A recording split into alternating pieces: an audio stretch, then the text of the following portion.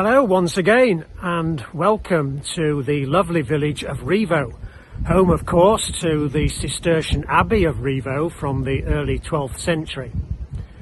Today we're at the end of the 7th stage of the 41-mile St Aelred Pilgrim Trail, and today our focus is not so much on the Abbey but on this church of St Mary.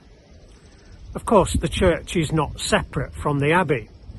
Over 800 years ago, the nave of this church formed the slipper chapel or gate chapel of the abbey, it essentially being a place of transition where one moved from the secular workday into the sacred landscape of Rievaulx Abbey itself.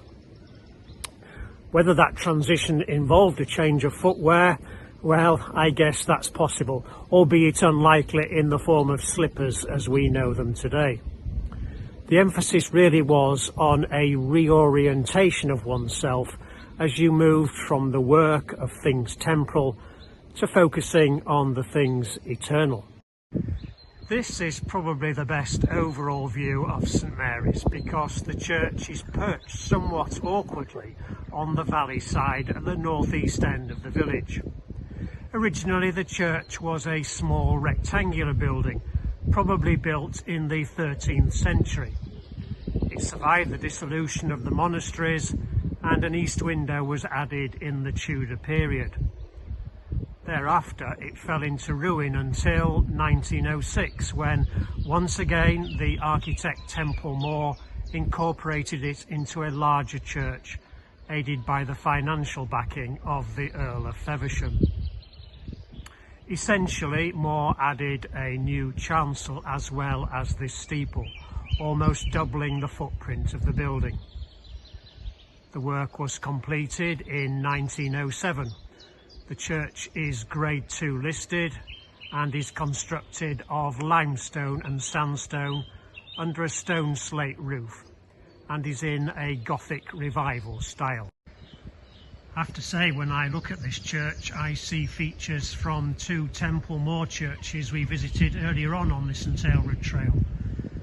We have the clasping buttress to the right hand side of the west end, reminiscent of those at St Mary Magdalene, East Moors, and then an absolutely humongous diagonal buttress to this left side of the west end, mirroring those at St John's Bilsdale. This one no doubt required to shore the building up given its precarious position on the side of Rievaulx Bank. And if we continue round this buttress and look up about 12 feet, you might just be able to pick out an ancient stone marked Rievaulx. This is likely to be an inscription, Monastica Rievaulx, from the main gateway into Rievaulx Abbey, which has been relocated here. The tower and steeple too reminds me so much of Bilsdale. It has two stages with those angled buttresses, a clock face, bell openings and that octagonal brooch spire. Much of the west end of the church is from the 13th century, and you might just be able to make out a medieval carved head on the doorway. And then just to the left, a small window no bigger than a square porthole, presumably a feature of the original chapel and could conceivably have been a kind of squint or leper window, which afforded those not allowed to enter a view of the priest at the altar from outside of the church. So as we enter the church, we have a continuous nave and chancel consisting of 5 bays. The east wall and altar of the early church were near the present chancel step, and the Tudor window that was in the original east wall has now been resited into the north wall.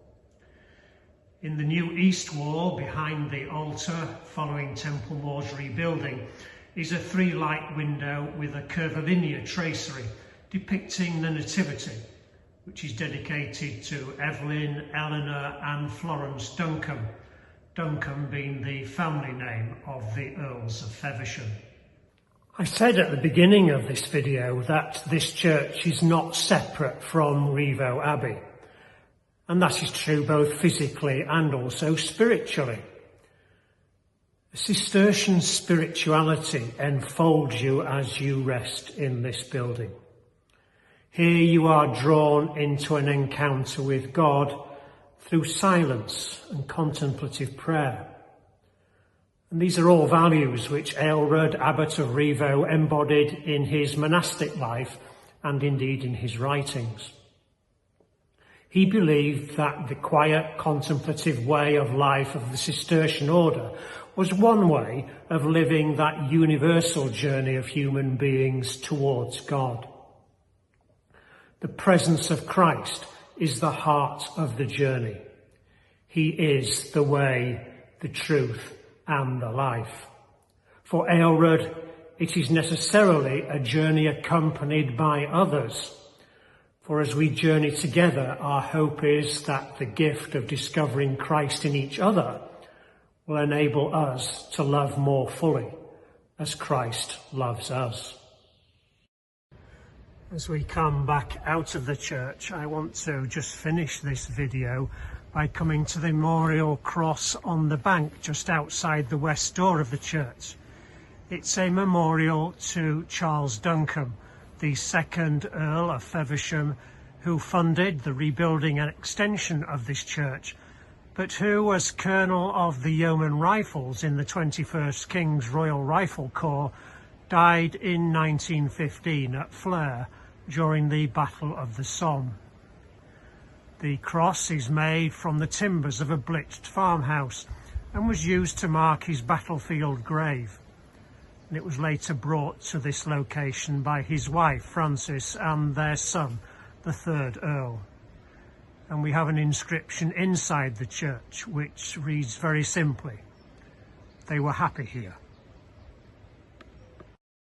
So, time to leave now and start the longest stage of the St Aelred Pilgrim Trail, the 7.5 miles from Rievaulx Abbey to the tiny church of St Chad at Sproxton, not far from Helmsley. And with this magnificent view to cheer me and the babble of the River Rye running gently beside me, time to say goodbye for now from Rievaulx.